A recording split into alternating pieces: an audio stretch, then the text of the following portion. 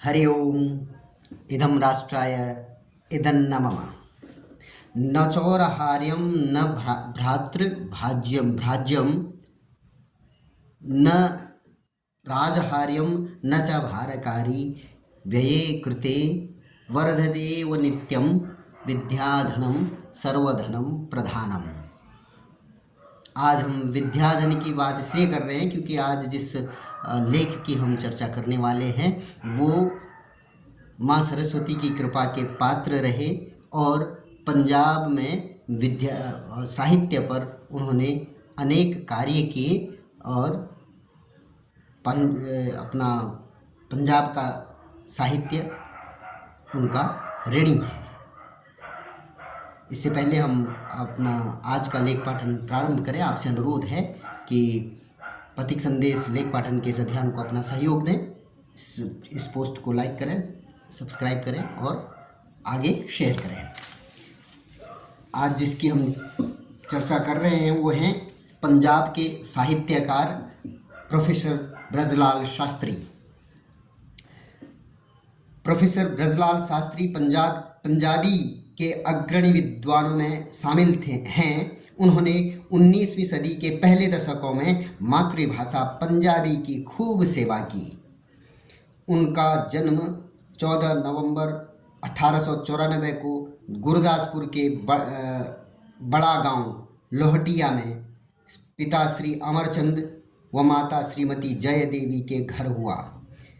विभाजन के बाद उनका गांव पाकिस्तान में चला गया।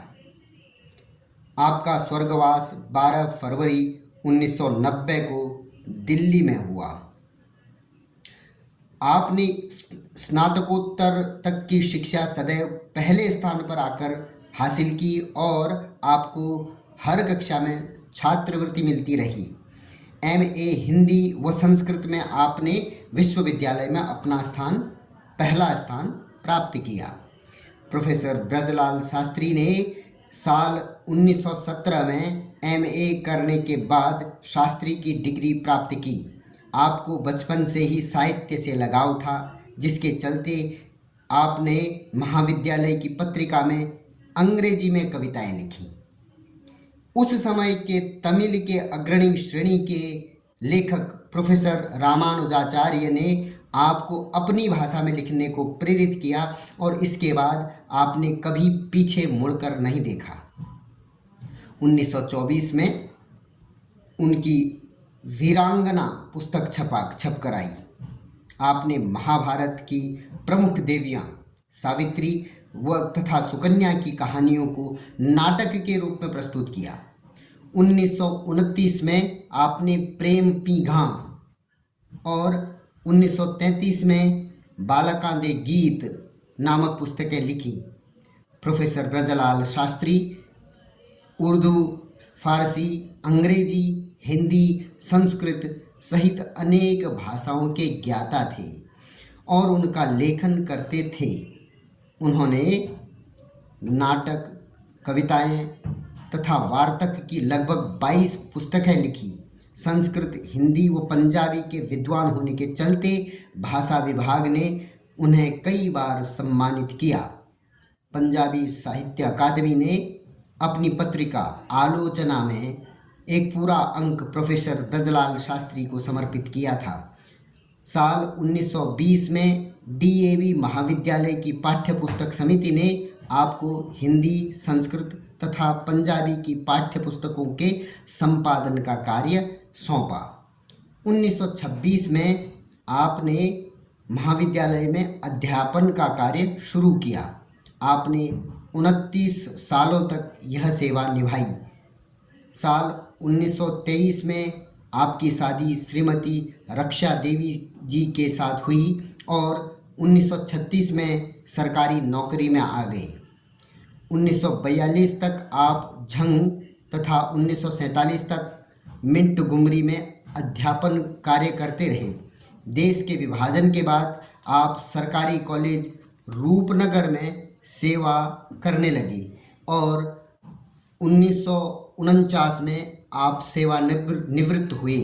आज भी प्रोफेसर ब्रजलाल शास्त्री का नाम देश की शिक्षा और साहित्य के क्षेत्र में बड़े सम्मान के साथ लिया जाता है। हम प्रोफेसर ब्रजलाल शास्त्री को उनके साहित्य में योगदान के लिए प्रणाम करते हैं और ये अच्छा मैं कहूँगा प्रयास है पथिक संदेश पत्रिका का कि जो महानायक अपने अपने क्षेत्रों में अग्रणी रहे उनको कहीं न कहीं अपनी पत्रिकाओं में स्थान देते हैं।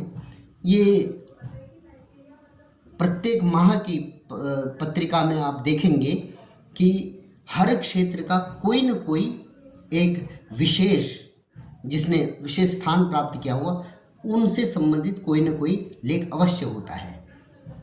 जैसे इस माह की पत्रिका में हमने देखा है कि 2 साहित्यकारों का इसमें परिचय आया। वीरांगना अबक्का रानी जी का परिचय आया, क्रांतिकारियों का परिचय आया, समाज में श्रेष्ठ कार्य करने वालों का परिचय आया। ऐसी जो समसामयिक घटनाएं हैं हो रही हैं, जैसे एक जगह पर जो हिंदू जागृति के का उससे संबंधित भी एक लेख छपा था, जिसमें पहले किसी ने मंदिर को चर्च बना दिया था, फिर अब वो पुनः मंदिर बना है। ऐसी भी इसमें सूचनात्मक, साथ ही साथ बाल जगत से संबंधित अनेक छोटी छोटी कथाएं, जैसे उद्दालक और श्वेत केतु से संबंधित एक कथा के माध्यम से एक शिक्षा, एक संदेश देने का प्रयास किया जाता है।